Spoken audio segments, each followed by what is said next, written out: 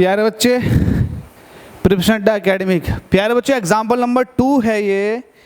Example number 2 आपको तो पता ही है ना किसका है ये, magnetic effect of electric current का एग्जाम्पल नंबर 2 है। और एग्जाम्पल नंबर 1 मैंने पहले ही अपलोड कर दिया। अगर समझ में नहीं आए, कोई क्वेरी हो आप लोगों की, तो यार कमेंट में पूछा करो, डिस्कस किया करो।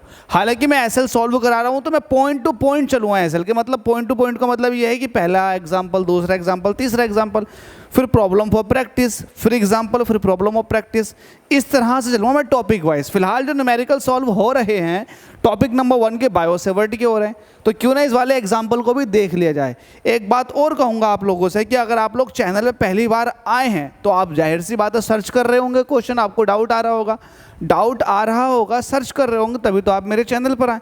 अगर आप यहाँ आ ही चुके हैं तो भाई चैनल को सब्सक्राइब भी कर दो यार, इतना तो फ़र्ज़ बनता है आप लोगों का। आपको क्वेश्चन मिल गया, चलो देखते हैं। मजाक कर रहा हूँ। आपको अगर वीडियो जेन्युइनली अच्छी लगे तो आप चैनल को बेशक सब्सक्राइब करना, अदरवाइज नहीं, कोई दिक्कत नहीं है। एग्जाम्पल नंबर 2 सॉल्यूशन यहाँ लिख देते हैं। आपसे जो कहे बिल्कुल वैसे करते चले जाओ। आपको बायोसेवर्ट का फॉर्मूला पता है ना, बायोसेवर्ट का फॉर्मूला लिख देता हूँ यहाँ को। बायोसेवर्ट क्या था आपके पास, dB is equal to mu not upon 4 pi I D L sine theta upon R square. ठीक है, dl vector cross r vector, ये डायरेक्शन देता है। क्या देता है ये? डायरेक्शन। बता रखा ना आपको डायरेक्शन भी। चलो सॉल्व करते हैं, जैसा कहे वैसे करते चले जाओ, आपका आंसर गलत नहीं हो सकता मेरे हिसाब से। हमसे कह रहा एन एलिमेंट dl, एलिमेंट जो है वो इन टर्म्स ऑफ वेक्टर आपको दे रखा है कि एलिमेंट जो है वो x एक्सिस की तरफ को है। ये मुझे कैसे पता लगा कि x एक्सिस की तरफ को है? देखो मैं आपको बताता हूँ, मैं आपको ये बता देता हूँ कि आपके पास एक्सिस जो होती है वो x एक्सिस, y एक्सिस और z एक्सिस होती है। एक्सिस के तरफ को या फिर एक्सिस के अलोंग डायरेक्शन बताने के लिए आप यूनिट वेक्टर का इस्तेमाल करते हो। तो x एक्सिस के लिए जिस वेक्टर का इस्तेमाल करते हो उसको आप i कहते हो, और y एक्सिस के लिए जिसके आप y एक्सिस की डायरेक्शन को रिप्रेजेंट करने के लिए आप j का इस्तेमाल करते हो, j कैप, और ऐसे ही z के लिए आप k कैप। ठीक है भाई, ये वाली बात आप लोगों को पता है, बस आप लोग ये ध्यान रखें। हमसे कह रहा है कि एन एलिमेंट dl एलिमेंट है, वो कुछ इस तरह से है, dl दे रखा आपको, ठीक है, dx, ठीक है, कोई दिक्कत नहीं है। आपसे क्या कह रखा है, is placed at the origin, origin पर रख दिया आपने, ठीक है, कोई दिक्कत नहीं है। मैं ओरिजिन पे बना कर दिखा देता हूँ। आपने ये कुछ इस तरह से रखा हुआ है एलिमेंट, ठीक है भाई, समझ में आ रहा है ना आपको? एलिमेंट समझ में आ जाना चाहिए। मैं यहाँ थोड़ा बड़ा करके बना देता हूँ। ये आपके पास देखो जो कुछ भी है ये है, ये आपके पास x एक्सिस, ये आपके पास y और ये आपके पास z। आपको क्या कह रखा कि जो एलिमेंट है वो ओरिजिन के रिस्पेक्ट में कुछ इस तरह से रखा हुआ है, ओरिजिन से, ठीक है, इस तरह से रखा हुआ है। तो dl जो है वो किस तरह से रिप्रेजेंट है, dx इंटू आई कैप, इस तरफ को है। आगे क्या कह रहा है, and carries a large current, current की वैल्यू कितनी है 10 एम्पियर, इसके अंदर से 10 एम्पियर की करंट है, तो गिवन दैट में लिख देंगे करंट की वैल्यू कितनी है 10 एम्पियर। और आगे क्या कह रहा, what is the magnetic field on the y axis, ओहो आपको y एक्सिस में मैग्नेटिक फील्ड चाहिए at a distance of 0.5 metre. तो यहाँ से 0.5 मीटर के डिस्टेंस पर आपको मैग्नेटिक फील्ड चाहिए, तो ये आपका r का काम करेगी। तो आपके पास r कितना आ चुका है 0.5, डिस्टेंस, वो डिस्टेंस जहाँ पर आपको मैग्नेटिक फील्ड चाहिए। तो 0.5 मीटर के डिस्टेंस पर आपको मैग्नेटिक फील्ड चाहिए, आपने बना दिया, कोई टफ बात थोड़ी नहीं है, इजी बात है। तो आपके पास r है 0.5 मीटर, ठीक है भाई, कोई दिक्कत नहीं है। अच्छा, आपको dx भी दे रखा है, dx जो है वो कितना है 1 सेंटीमीटर, और आपको तो अच्छे से पता कन्वर्जन, सेंटीमीटर को मीटर में कन्वर्ट करने के लिए आपको 100 से डिवाइड करना पड़ता।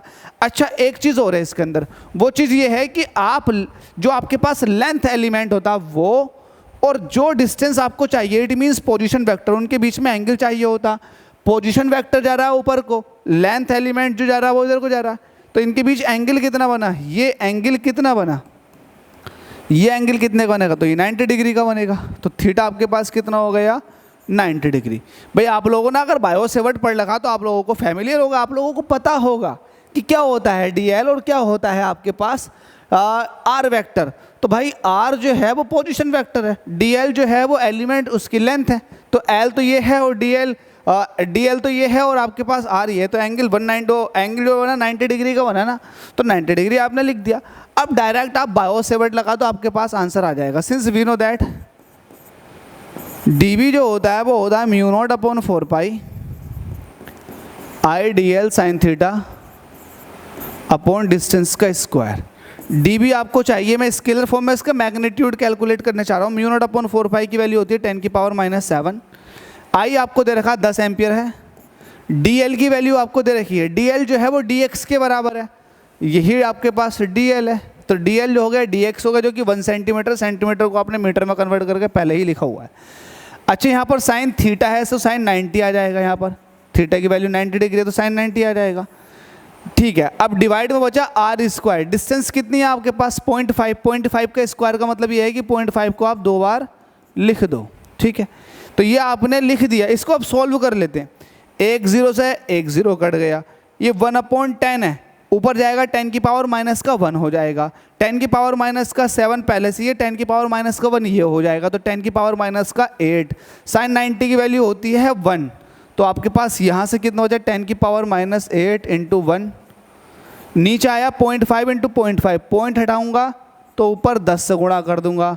इसी प्रकार मैं एक बार और गुणा करूँगा तो 100 हो जाएगा। दोनों पॉइंट उड़ा दिए तो ऊपर आ गया 100, तो नीचे 5 इंटू 5 मतलब 25 हो चुका है। 25 से 100 जो 4 टाइम्स चला जाएगा, आपके पास वैल्यू आ जाएगी 4 इंटू 10⁻⁸ टेस्ला। टकला नहीं यार, टेस्ला होता, टेस्ला मैग्नेटिक फील्ड का यूनिट क्या निकल कर आता है टेस्ला। तो 4 इंटू 10⁻⁸ ये मैग्नीट्यूड निकल कर आ गया। अब आपसे पूछ लेता है डायरेक्शन भी, और आपको अगर ना भी पूछे तब भी आपको डायरेक्शन देनी है। तो डायरेक्शन कैसे निकालते हो आप, dl क्रॉस r, ये डायरेक्शन देता है बायो सेवर्ट के अकॉर्डिंग। अब मुझे एक बात बताओ, dl किधर को है, ये है dl, तो ये रहा बिल्कुल आई कैप दिखा रखा x एक्सिस की तरफ को है, और आपके पास r जो है वो किधर है, y एक्सिस की तरफ है। तो जब r से y की तरफ को जाएंगे तो ये आएगा ना आपके पास dl की वैल्यू कितनी, तो रख के दिखा देते हैं। dl की वैल्यू है dx इंटू आई कैप, और r की क्या है, ये j कैप हो जाएगा, j कैप हो जाएगा। तो dx तो आप बाहर को निकाल दो, ये i क्रॉस j हो जाएगा। और i क्रॉस j आपको क्या देकर जाएगा, आप सिर्फ इसको देखो, i क्रॉस j, जब i का j के साथ क्रॉस करोगे तो ये k देकर जाएगा, k z एक्सिस की तरफ को जाएगा, तो ये देकर जाएगा आपको k, क्या देकर जाएगा k। तो इसका मतलब जो मैग्नेटिक फील्ड की डायरेक्शन है वो है z एक्सिस की तरफ को। तो आप कह दोगे dB इज अलोंग